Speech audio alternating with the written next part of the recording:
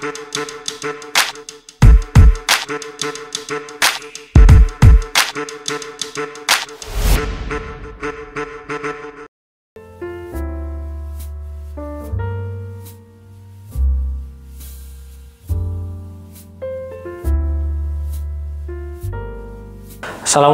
warahmatullahi wabarakatuh. Assalamualaikum warahmatullahi wabarakatuh, Pak Solikin. Waalaikumsalam. Mas atau Pak? Mas saja. Oh, Mas saja. Oke.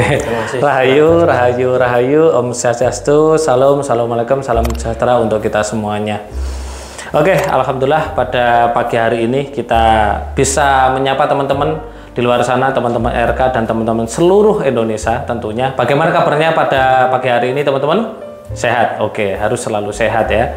Bahagia dan pastinya tentunya kaya. Ini yang harus selalu kita ucapkan setiap hari ya. Kalau setiap bangun gitu ya, setiap bangun kita harus self talk ya. Apa bahasanya? Self talk.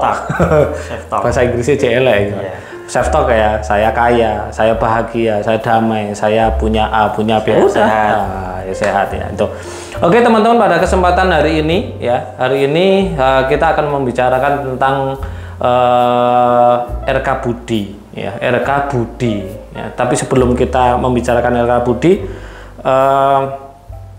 kita membicarakan fenomena ya, fenomena ini Pak. Iya gini Mas Solikin, ini menurut jenengan ya, menurut Mas Solikin ini, saya beberapa hari ini ya, bukan beberapa hari ini ya, mungkin bulan-bulan ini saya melihat berseliweran di media sosial itu ada anak membuli temennya, dibully temennya. Itu bahasa kerennya apa sih kemarin tuh? Bullying itu loh. Apa itu nama bahasa keren? Perundungan. Nah, kasus perundungan hari-hari ini banyak sekali ya, banyak sekali terjadi, baik mulai dari anak SD, bahkan anak SD dianiaya sampai mati itu, sampai meninggal, dan yang paling miris lagi ada orang tua, ya kan, orang tua bawa apa itu namanya sak itu, gelangsing itu, terus ada anak-anak naik motor gitu kan, nah habis itu terus dibentik, ditendang, ya naudzubillah min dzalik ya. Dan yang kasus yang paling terdekat itu adalah geng motor. Dan geng motor itu rata-rata anak sekolah loh, SMP. Nah, menurut Mas Solikin ini kita diskusi Pak ya. Menurut Mas Solikin ini fenomena apa sebenarnya ini? Ya, ini sebuah realita ya di masyarakat kita, bahwa semakin kesini akses pendidikan, sebenarnya kita tahu akses pendidikan kan semakin bagus lebar, ya, semakin bagus. Tetapi kenyataannya secara praktiknya di masyarakat banyak yang anak-anak seperti itu. Ada sopan santun, tata krama dan lain-lain terhadap teman sendiri bahkan, apalagi terhadap orang yang lebih tua, itu kayaknya kok masih minus gitu, masih kurang. Iya. Sebenarnya kita bisa melihat sendiri ya di sini. Mohon maaf nih, fenomena seperti ini kan, kalau saya boleh memberikan suatu keterangan itu ya, di sini banyak sekali sekolah semakin banyak ya, dibandingkan zaman kita dahulu. Zaman kita dahulu sekolah itu mungkin satu desa cuma ada berapa kan, satu ya, SD-nya SD Impres SD Impres ya kan, atau mungkin zaman dulu sebelum kita ada sekolah rakyat gitu kan. Sekarang sekolah semakin banyak, perguruan tinggi semakin banyak ya. Tetapi kenapa kok semakin kesini moral budi pekerti manusia itu apa ya, semakin buruk gitu loh. Nah, itu menurut Pak Mas Solikin apa itu? Adanya sekolah dan lain-lain yang semakin baik ternyata tidak berjalan lurus ya, artinya berbanding terbalik dengan kualitas atau output yang dihasilkan. Kalau menurut saya pasti ini ada sesuatu yang salah, ada sesuatu yang kurang pas. Kurang pas ya. Nah, ini yang harus kita cari bersama, harus kita selesaikan bersama. Karena kalau cuma satu dua pihak saja kayaknya tidak bisa untuk menyelesaikan ini. Saya juga sering ini melihat banyak sekali sekolah yang dia mengedepankan pendidikan karakter. Ya sebenarnya bagus sih ya, karakter building sebenarnya bagus. Tujuannya adalah untuk menuju kepada karakter anak kan, itu supaya menjadi manusia baik. Tetapi fakta nyata di sini, mohon maaf sih, tingkat kriminalitas semakin tinggi, korupsi. Nah bahkan ini yang korupsi ya rahasia umum lah kalau masalah korupsi ya, mulai dari yang paling rendah sampai paling tinggi ya kan ya. Itu kan sudah rahasia umum, dan itu semuanya orang pinter-pinter loh, orang pinter, orang ngerti ya kan, bahkan belusuan ke pesantren mungkin ya, bahkan mendatangi pemuka-pemuka agama minta doa kan gitu kan. Nah ini adalah suatu apa ya, suatu fenomena yang ya itu tadi mungkin ada suatu yang belum benar ya, belum benar gitu ya. Nah, suatu yang belum benar inilah sebenarnya tugas kita, Pak. Betul. Ya, kalau di Jawa itu kalau di Jawa sudah diterangkan bahwa ada pelajaran 4. Yang pertama adalah memayu hayuning diri. Memayu hayuning diri itu memperbaiki diri kita sendiri. Ya kan, memperbaiki diri kita sendiri. Terus setelah kita sudah menjadi manusia baik, berkarakter baik, baru kita memayu hayuning keluarga. Nah ini mungkin Pak Solikin yang juga pernah belajar spiritual di beberapa guru pasti diajarkan juga kan. Iya. Ketika keluarga sudah baik ya, sudah baik, baru kita memayu hayuning masyarakat. Nah ini juga sebenarnya sudah disampaikan di dalam Al-Quran. Ku anfusikum wa alikum naro wa Tuhan nasu wal kijarah kita lil kafirin kan gitu kan. Iya. Yang terakhir adalah memayu hayuning bawono. Tapi bagaimana karakter manusia zaman sekarang ya, dengan keluarganya, dengan masyarakat, bahkan dengan alam aja dirusak gitu loh. Di sini kalau saya melihat semua ini hanya sebatas mohon maaf. Kalau saya melihat zaman dahulu dengan zaman sekarang kan beda Pak ya. Iya. Kalau zaman dahulu orang-orang nggak pinter-pinter ya, nggak pinter-pinter. Kalau bahasa Jawanya itu nggak pinter tapi pengertiannya gede. Iya. Nah itu apa sih bahasa Indonesianya itu? Pengertian itu apa ya? Pengertiannya ya, attitude-nya mungkin ya. Apa ya? Kalau dulu memang gini ya, nggak pinter tapi beneh gitu. Yang beneh, ngerti ya. Bahasanya beneh. Jowo ya, Jowo, mengerti, kesadaran. Nah, ketemu. Iya. Kalau orang zaman dahulu itu nggak pinter-pinter, tapi kesadarannya tinggi-tinggi. Nah gitu. Tapi orang zaman sekarang, anak ya, saya bilang anak ya, generasi zaman sekarang, pinter banget, cerdas banget. Saya aja kalah, anak saya luar biasa. Tapi itu Pak, kesadarannya ini. Nah ini, kalau kita ngomongin kesadaran Pak, di sini nggak ada Pak pelajarannya Pak. Kalau sekolah hanya menerapkan teori, mohon maaf sekali. Di sekolah, di pondok pesantren hanya menerapkan teori akhlak ya kan. Akhlak ada pelajaran seperti kita dulu ada akidah akhlak kan gitu kan. Ada A, B, C, E dan D. Itu hanya sebatas teori ya, tidak menyentuh pada toolnya. Ya, tool itu apa? Alat. Jadi sebenarnya Tuhan itu sudah menciptakan kita sebagai manusia untuk menjadi karakter menjadikan karakter manusia menjadi baik. Itu sebenarnya ada alatnya di tools kita ini. Nah di situ inilah yang tidak diterapkan di sekolah, yaitu ini disebut dengan ilmu, namanya ilmu servomekanisme. Servomekanisme itu kalau secara ilmu spiritual, tombol yang harus ditekan di dalam diri kita untuk menjadi manusia berkesadaran, beretitude tinggi, berbudi pekerti, bermoral dan berakhlakul karimah, itu yang disentuh adalah satu Pak, yaitu cakra jantung. Nah itu toolsnya teman-teman. Ini harus disentuh ini Pak. Kalau hanya membaca kita harus menjadi manusia sabar, kita harus menjadi manusia baik, itu hanya sebatas manusia, hanya direkam oleh otak saja. Tetapi terusnya nggak pernah disentuh, nggak akan. Buktinya apa? Perundungan terjadi di mana-mana, bullying terjadi di mana-mana. Iya benar, melihat ya jenengan ya. Itu salah satu yang toolsnya yang harus diaktifkan. Cakra jantung namanya. Nah, itu yang komponen yang pertama. Komponen yang kedua yang harus diaktifkan itu adalah cakra ajna. Atau disebut dengan mata ketiga. Nah, mungkin kebanyakan orang melihat mata ketiga untuk setan-setan gitu ya. Gaib ya. Tidak ya. Mata ketiga itu ketika aktif, di situ akan mengaktifkan dua kecerdasan spiritual dan kecerdasan finansial. Nah, kecerdasan spiritual inilah ketika dia aktif, cakra jantung aktif, disitulah nanti akan ada yang namanya kesadaran, Pak. Nah, makanya penting sekali sebenarnya sekolah. Lah, bagaimana untuk mendapatkan kegiatan ini? Pak Solikin, Mas Solikin tahu bagaimana supaya anak dia menjadi karakter manusia menjadi baik itu. Langkah pertamanya. Langkah pertamanya. Ya, kan menurut saya RK Budi. RK Budi ya, oke.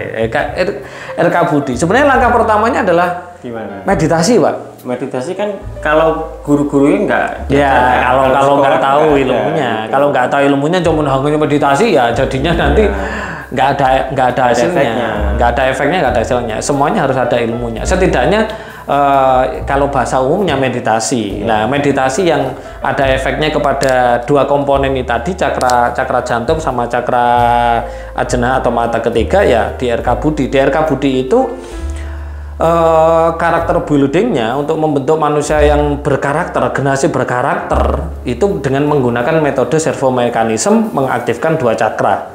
Ya, dua cakra jantung dan cakra ajna. Dan ketika cakra ajna aktif, di sinilah nanti bunga lotus akan mekar atau bunga pengetahuan. Nah, caranya bagaimana? Yang pertama itu adalah ada shock terapi.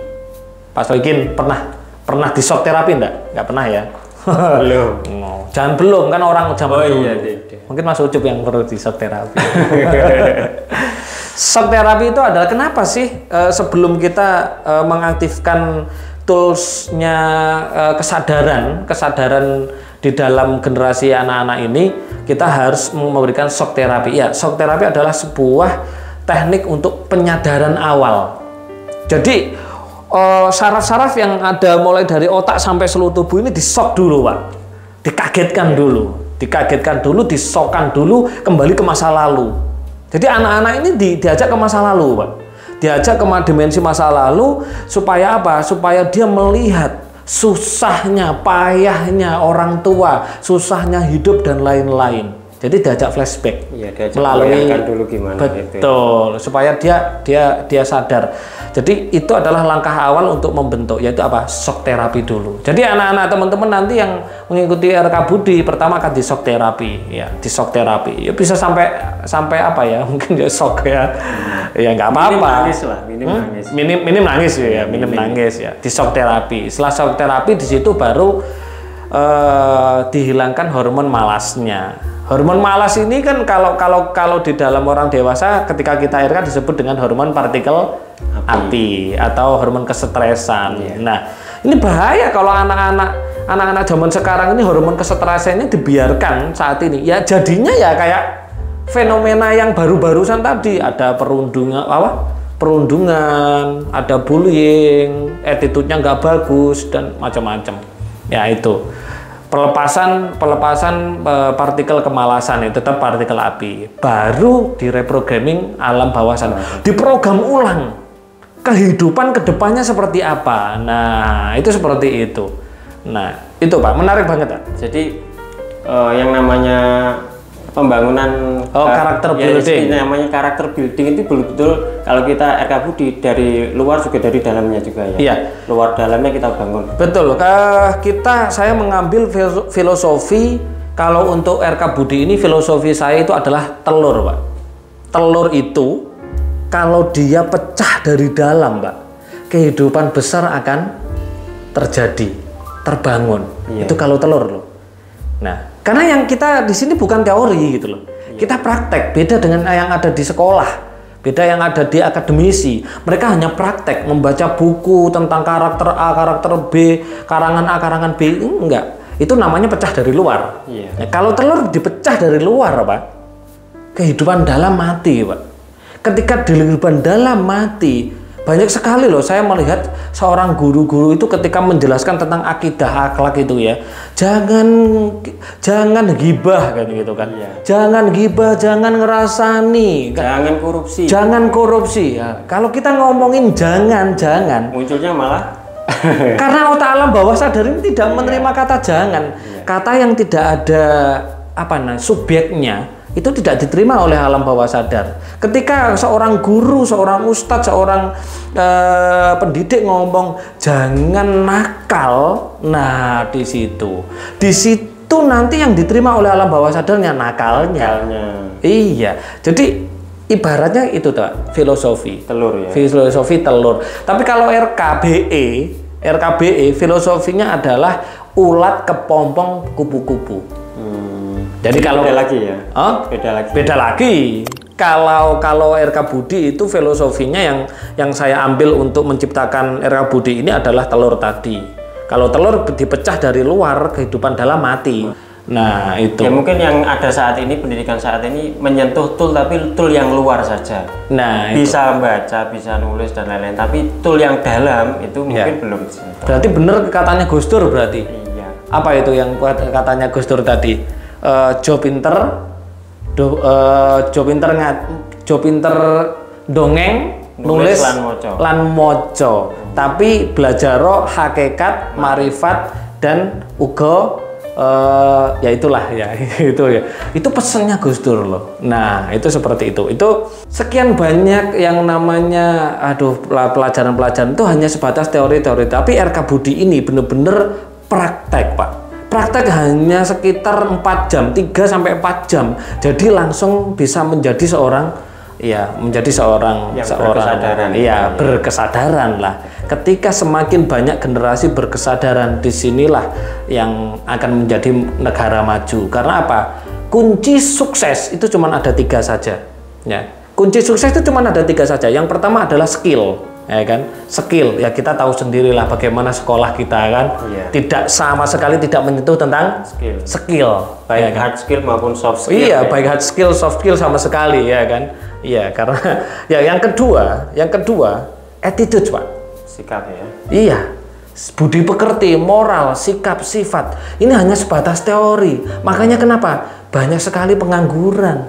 Lulus sekolah, lulus sarjana bingung membawa ijazah karena yang dipelajari hanya sebatas teori-teori, iya kan? Yang selanjutnya adalah relasi.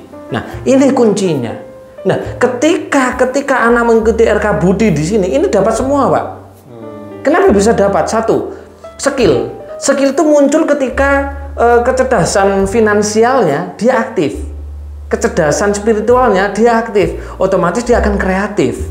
Intuisinya dia akan main, daya kreativitasnya tinggi, ide-ide cemerlangnya muncul. Jadi gland pinealnya harus diaktifkan dulu. Iya, wajib itu. Iya, wajib. Yang kedua attitude. Nah, attitude ini diperoleh dari mana? Dari sini. Cakra jantung. Di video yang beberapa kali, ada 3 kali ya Mas Ucup ya. Itu sudah saya sebutkan penjelasannya. Nanti bisa teman-teman yang baru bisa melihat di pembentukan karakter ada 3 part ya. 3 part ya Mas ya. Ada deskripsi ya. Itu di sini attitude Pak.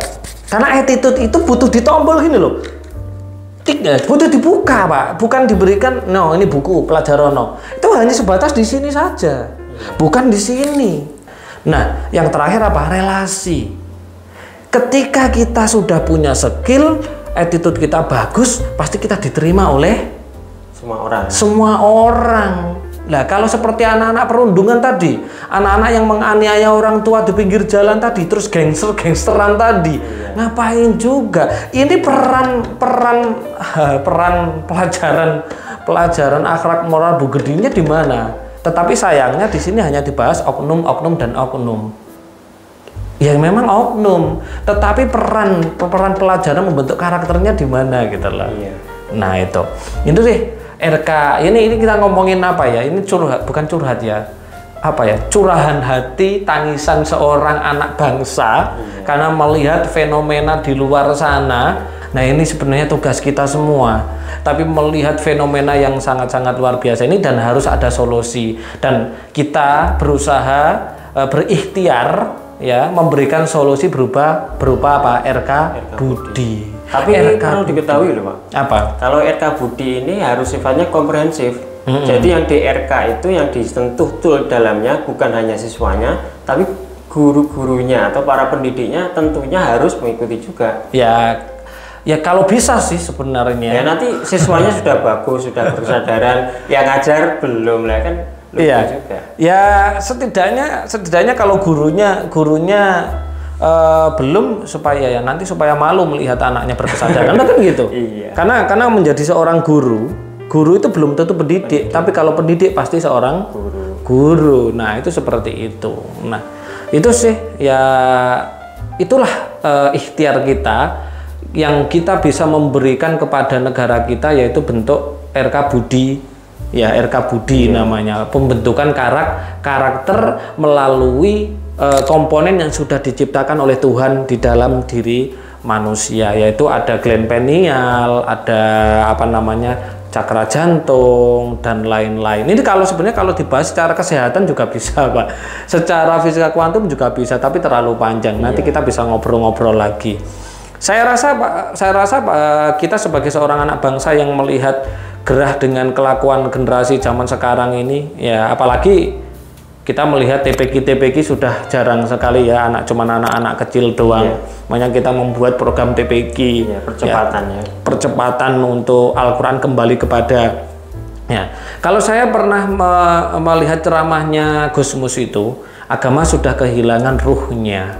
Nah, ruhnya agama itu apa? Kemanusiaan, Pak. Jadi ruh agama itu kemanusiaan. Nah, manusianya ini kalau tidak sadar akan kehilangan kemanusiaannya. Nah, yang penting adalah bagaimana kita menciptakan kesadaran terhadap generasi anak-anak kita sehingga kemanusiaannya muncul. Kalau kemanusiaannya muncul, disitulah baru bisa memanusiakan manusia lain dan bisa memanusiakan makhluk lain dan bisa memanusiakan alam bawononya ini. Begitu. Gitu. Jadi di sini kita tidak hanya nyinyir saja, tidak hanya ngelus dada saja melihat fenomena yang ada, tetapi kita juga memberi solusi berupa RK Budi salah satunya. Jadi kita membentuk karakter anak bangsa itu secara jangka panjang. Kita mulai dari anak usia sekolah dulu, kita beri kesadaran dan lain-lain. Nanti outputnya diharapkan ketika mereka sudah menjadi pejabat, mereka sudah menjadi pemimpin, akan menjadi pejabat pemimpin yang berkesadaran. Betul. Kalau pinter belum tentu berkesadaran, Pak. Karena para koruptor itu pinter-pinter semua, Pak. Ngerti-ngerti semua, Pak. Punya anak semua, anaknya juga disekolahkan, Pak. Ngerti kalau pendidikan penting, tapi kenapa kok korupsi? Berarti kan nggak punya kesadaran di dalam sadar. Nah, ini penting, ini penting sekali. Kita harus kembali. Nah, untuk menuju ke kesadaran itu, kita butuh spiritual, gitu loh. Jadi spiritual itu adalah satu bagian komponen satu kesatuan di dalam kehidupan manusia, tidak dipisahkan. Karena seperti cakra, misalnya ada 7 cakra, ini kan juga ranah spiritual. Cakra ajna, cakra mahkota, ini ranah spiritual gitu. Tetapi semuanya bisa disayangkan sebenarnya. Nah, oke teman-teman, kita mulai buka di mana, Pak? Di Kediri ya. Ya, kita tahun depan, bener ya, tahun depan ya. Tahun depan atau bulan depan itu sudah mulai ada RK Budi di Kediri ya. RK Budi di Kediri investasinya berapa, Mas? 500.000 ya, sangat murah meriah, hanya dengan investasi 500.000 tapi bisa menjadikan anak-anak atau putra-putra teman-teman menjadi anak-anak yang berkarakter, berkesadaran, berbudi luhur. Kan seperti itu, mempunyai kesadaran tinggi. Nah, hanya 500.000 bisa didaftarkan. Nah, ini mesti ada pertanyaan nanti, Mas. Usia berapa, Mas? Kan gitu kan. Nah, di bawah 17 tahun sampai kelas 3. Ya, jadi kalau anaknya sudah kelas 3, ya kalau sudah kelas 3 monggo silahkan bisa didaftarkan untuk mengikuti RK Budi ini. Jadi minimal kelas 3. Minimal kelas 3. SD, ya, jadi gini, kenapa kok ada minimalnya? Kelas 2 itu umur berapa? Umur 7 ya, 8. Nah, umur 7-8 itu sebenarnya mereka masih meditatif namanya, Pak. Bukan meditasi.